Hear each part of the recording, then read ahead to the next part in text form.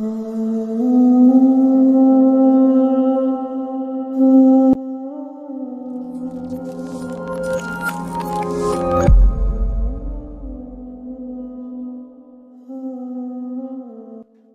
میرے بھائی ذرا مجھے بتائیے نا،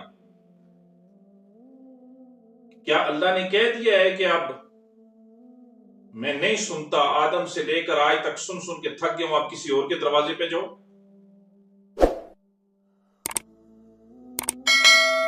کیوں آتے ہو یہاں؟ اس سمیع کو، اس بصیر کو چھوڑ کر، اور وہ کیسا سمیع ہے، کیسا بصیر ہے، اللہ اکبر!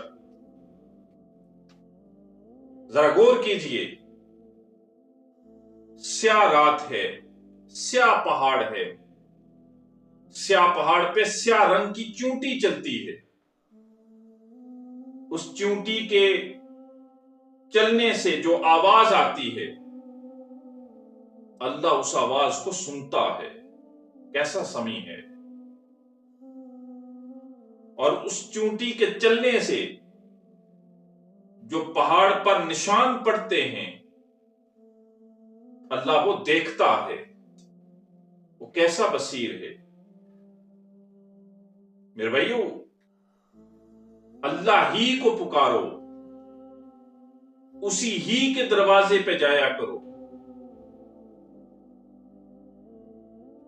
پھر اللہ کی قسم کھا کے کہتا ہوں، وہ کسی اور کے دروازے پہ جانے ہی نہیں دے گا۔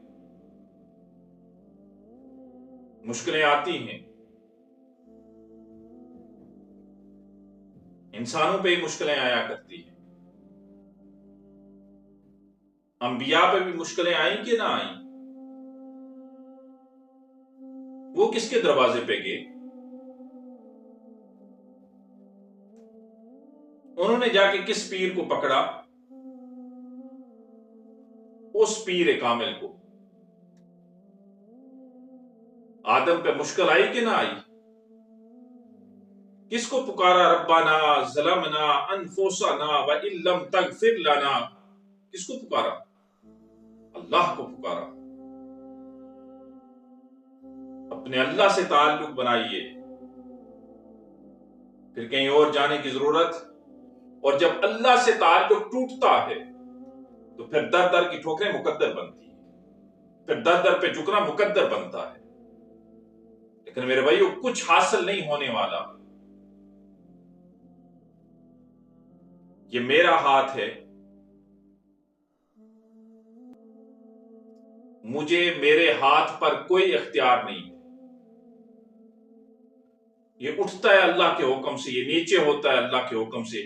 میرا اللہ میرے ہاتھ کو یہاں روک دے، اب میرا کوئی چارہ نہیں۔